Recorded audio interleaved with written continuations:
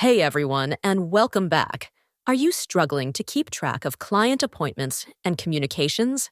In this video, we're going to show you how to track every appointment and client interaction in GoHighLevel. First, log in to your GoHighLevel account. On the left-hand side, navigate to the Reporting tab. Here, you'll find an overview of key metrics, including client appointments and interactions. To track client appointments, click on the Appointment Report section. You can filter by date range, team member, or client. This allows you to easily see upcoming appointments, completed ones, and any no-shows.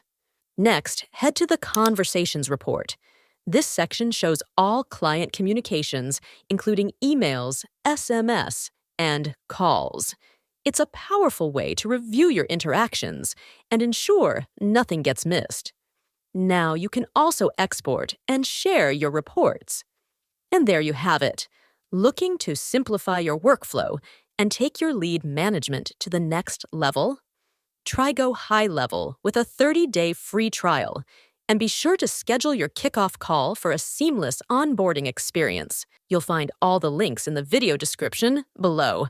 If you found this tutorial helpful, please give it a thumbs up, subscribe, and hit the notification bell so you never miss an update. Thanks for watching.